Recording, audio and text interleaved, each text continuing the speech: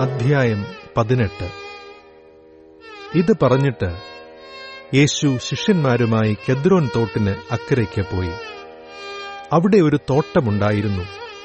അതിൽ അവനും ശിഷ്യന്മാരും കടന്നു. അവിടെ യേശു പലപ്പോഴും ശിഷ്യന്മാരോട് കൂടെ പോയിരുന്നതുകൊണ്ട് അവനെ കാണിച്ചു കൊടുത്ത യൂദായും ആ സ്ഥലം അറിഞ്ഞിരുന്നു. അങ്ങനെ യൂദാ പട്ടാളത്തെയും മഹാപുരോഹിതന്മാരും പരീശന്മാരും അയച്ച ചേവകരെയും കൂട്ടിക്കൊണ്ട് ദീവട്ടി പന്തങ്ങളും ആയുധങ്ങളുമായി അവിടെ വന്നു. യേശു തനിക്ക് നേരിടുവാനുള്ളത് എല്ലാം അറിഞ്ഞ് പുറത്തു ചെന്ന്, നിങ്ങൾ ആരെ തിരയുന്നു എന്ന് അവരോട് ചോദിച്ചു.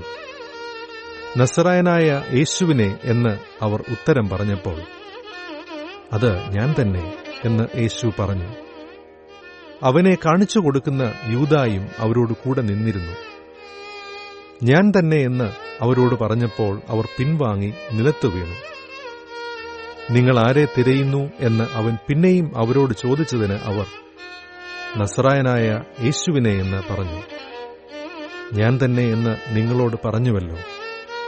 എന്നെ ആകുന്നു തിരയുന്നതെങ്കിൽ ഇവർ പൊയ്ക്കൊള്ളട്ടെ എന്ന് യേശു ഉത്തരം പറഞ്ഞു. നീ എനിക്ക് തന്നവരിൽ ആരും നഷ്ടമായി പോയിട്ടില്ല എന്ന് അവൻ പറഞ്ഞ വാക്കിന് ഇതിനാൽ നിവൃത്തി വന്നു. ശിമോൻ പത്രോസ് തനിക്കുള്ള വാൾ ഊരി മഹാപുരോഹിതന്റെ ദാസനെ വെട്ടി അവന്റെ വലത്തുകാത് അറുത്തുകളഞ്ഞു. ആ ദാസന് മൽക്കോസ് എന്നു പേർ. യേശു പത്രോസിനോട്, വാൾ ഉറയിലിടുക, പിതാവ് എനിക്കു തന്ന പാനപാത്രം ഞാൻ കുടിക്കേണ്ടയോ എന്ന് പറഞ്ഞു. പട്ടാളവും സഹസ്രാധിപനും യഹൂദന്മാരുടെ ചേവകരും യേശുവിനെ പിടിച്ചുകെട്ടി ഒന്നാമത് ഹന്നാവിന്റെ അടുക്കൽ കൊണ്ടുപോയി. അവൻ ആ സംവത്സരത്തെ മഹാപുരോഹിതനായ കയ്യഫാവിന്റെ അമ്മായപ്പൻ ആയിരുന്നു. കയ്യഫാവോ, ജനത്തിനുവേണ്ടി ഒരു മനുഷ്യൻ മരിക്കുന്നത് നന്ന് എന്ന് യഹൂദന്മാരോട് ആലോചന പറഞ്ഞവൻ തന്നെ. ശിമോൻ പത്രോസും മറ്റൊരു ശിഷ്യനും യേശുവിന്റെ പിന്നാലെ ചെന്നു. ആ ശിഷ്യൻ മഹാപുരോഹിതന് പരിചയമുള്ളവൻ ആകയാൽ യേശുവിനോടുകൂടെ മഹാപുരോഹിതന്റെ നടുമുറ്റത്ത് കടന്നു. പത്രോസ് വാതിൽക്കൽ പുറത്തു നിൽക്കുമ്പോൾ മഹാപുരോഹിതന് പരിചയമുള്ള മറ്റേ ശിഷ്യൻ പുറത്തുവന്ന് വാതിൽ കാവൽക്കാരത്തിയോട് പറഞ്ഞ് പത്രോസിനെ അകത്ത് കയറ്റി. വാതിൽ കാക്കുന്ന ബാല്യക്കാരത്തി പത്രോസിനോട്, നീയും ഈ മനുഷ്യന്റെ ശിഷ്യന്മാരിൽ ഒരുവനോ എന്ന് ചോദിച്ചു. അല്ല എന്ന് അവൻ പറഞ്ഞു. അന്ന് കുളിറാകൊണ്ട് ദാസന്മാരും ചേവകരും കനൽ കൂട്ടി തീ കാഞ്ഞുകൊണ്ടിരുന്നു. പത്രോസും അവരോടുകൂടെ തീ കാഞ്ഞുകൊണ്ട് നിന്നു. മഹാപുരോഹിതൻ യേശുവിനോട് അവന്റെ ശിഷ്യന്മാരെയും ഉപദേശത്തെയും കുറിച്ച് ചോദിച്ചു. അതിന് യേശു, ഞാൻ ലോകത്തോട് പരസ്യമായി സംസാരിച്ചിരിക്കുന്നു. പള്ളിയിലും എല്ലാ യഹൂദന്മാരും കൂടുന്ന ദൈവാലയത്തിലും ഞാൻ എപ്പോഴും ഉപദേശിച്ചു. രഹസ്യമായി ഒന്നും സംസാരിച്ചിട്ടില്ല. നീ എന്നോട് ചോദിക്കുന്നത് എന്ത്? ഞാൻ സംസാരിച്ചത് എന്തെന്ന് കേട്ടവരോട് ചോദിക്കാം. ഞാൻ പറഞ്ഞത് അവർ അറിയുന്നു എന്ന് ഉത്തരം പറഞ്ഞു. അവൻ ഇങ്ങനെ പറയുമ്പോൾ ചേവകരിൽ അരികെ നിന്ന ഒരുത്തൻ, മഹാപുരോഹിതനോട് ഇങ്ങനെയോ ഉത്തരം പറയുന്നത് എന്ന് പറഞ്ഞ് യേശുവിന്റെ കന്നത്ത് ഒന്നടിച്ചു. യേശു അവനോട്, ഞാൻ ദോഷമായി സംസാരിച്ചുവെങ്കിൽ തെളിവ് കൊടുക്കാം, അല്ലെങ്കിൽ എന്നെ തല്ലുന്നത് എന്ത് എന്ന് പറഞ്ഞു. ഹന്നാവ് അവനെ കെട്ടപ്പെട്ടവനായി മഹാപുരോഹിതനായ കയ്യഫാവിന്റെ അടുക്കൽ അയച്ചു. ശിമോൻ പത്രോസ് തീ കാഞ്ഞു നിൽക്കുമ്പോൾ, നീയും അവന്റെ ശിഷ്യന്മാരിൽ ഒരുത്തനല്ലയോ എന്ന് ചിലർ അവനോട് ചോദിച്ചു. അല്ല എന്ന് അവൻ മറുത്തു പറഞ്ഞു. മഹാപുരോഹിതന്റെ ദാസന്മാരിൽ വെച്ച് പത്രോസ് കാതറുത്തവന്റെ ചാർച്ചക്കാരനായ ഒരുത്തൻ, ഞാൻ നിന്നെ അവനോടുകൂടെ തോട്ടത്തിൽ കണ്ടില്ലയോ എന്ന് പറഞ്ഞു.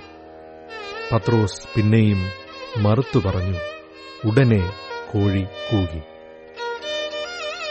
പുലർച്ചയ്ക്ക് അവർ യേശുവിനെ കയ്യഫാവിന്റെ അടുക്കൽ നിന്ന് ആസ്ഥാനത്തിലേക്ക് കൊണ്ടുപോയി. തങ്ങൾ അശുദ്ധമാകാതെ പെസഹ കഴിപ്പാൻ തക്കവണ്ണം ആസ്ഥാനത്തിൽ കടന്നില്ല. പീലാത്തോസ് അവരുടെ അടുക്കൽ പുറത്തുവന്ന്, ഈ മനുഷ്യന്റെ നേരെ എന്ത് കുറ്റം ബോധിപ്പിക്കുന്നു എന്ന് ചോദിച്ചു. കുറ്റക്കാരനല്ലാഞ്ഞുവെങ്കിൽ ഞങ്ങൾ അവനെ നിന്റെ പക്കൽ ഏൽപ്പിക്കയില്ലായിരുന്നു എന്ന് അവർ അവനോട് ഉത്തരം പറഞ്ഞു. പീലാത്തോസ് അവരോട്, നിങ്ങൾ അവനെ കൊണ്ടുപോയി നിങ്ങളുടെ ന്യായപ്രമാണപ്രകാരം വിധിപ്പീൻ എന്ന് പറഞ്ഞതിന് യഹൂദന്മാർ അവനോട്, മരണശിക്ഷയ്ക്കുള്ള അധികാരം ഞങ്ങൾക്കില്ലല്ലോ എന്ന് പറഞ്ഞു. യേശു താൻ മരിപ്പാനുള്ള മരണവിധം സൂചിപ്പിച്ച വാക്കിന് ഇതിനാൽ നിവൃത്തി വന്നു. പീലാത്തോസ് പിന്നെയും ആസ്ഥാനത്തിൽ ചെന്ന് യേശുവിനെ വിളിച്ച്, നീ യഹൂദന്മാരുടെ രാജാവോ എന്ന് ചോദിച്ചു. അതിനുത്തരമായി യേശു, ഇത് നീ സ്വയമായി പറയുന്നതോ മറ്റുള്ളവർ എന്നെക്കുറിച്ച് നിന്നോട് പറഞ്ഞിട്ടോ എന്ന് ചോദിച്ചു. പീലാത്തോസ് അതിനുത്തരമായി, ഞാൻ യഹൂദനോ? നിന്റെ ജനവും മഹാപുരോഹിതന്മാരും നിന്നെ എന്റെ പക്കൽ ഏൽപ്പിച്ചിരിക്കുന്നു. നീ എന്തു ചെയ്തു എന്ന് ചോദിച്ചതിന് യേശു, എന്റെ രാജ്യം ഐഹികമല്ല. എന്റെ രാജ്യം ഐഹികം ആയിരുന്നുവെങ്കിൽ എന്നെ യഹൂദന്മാരുടെ കയ്യിൽ ഏൽപ്പിക്കാതെ വണ്ണം എന്റെ ചേവകർ പോരാടുമായിരുന്നു. എന്നാൽ എന്റെ രാജ്യം ഐഹികമല്ല എന്ന് ഉത്തരം പറഞ്ഞു. പീലാത്തോസ് അവനോട്, എന്നാൽ നീ രാജാവ് തന്നെയല്ലോ എന്ന് പറഞ്ഞതിന് യേശു, നീ പറഞ്ഞതുപോലെ ഞാൻ രാജാവ് തന്നെ. സത്യത്തിന് സാക്ഷി നിൽക്കേണ്ടതിന് ഞാൻ ജനിച്ച് അതിനായി ലോകത്തിൽ വന്നുമിരിക്കുന്നു. സത്യതൽപരനായവൻ എല്ലാം എന്റെ വാക്ക് കേൾക്കുന്നു എന്ന് ഉത്തരം പറഞ്ഞു. പീലാത്തോസ് അവനോട്, സത്യം എന്നാൽ എന്ത് എന്ന് പറഞ്ഞു. പിന്നെയും യഹൂദന്മാരുടെ അടുക്കൽ പുറത്തു ചെന്ന് അവരോട്, ഞാൻ അവനിൽ ഒരു കുറ്റവും കാണുന്നില്ല.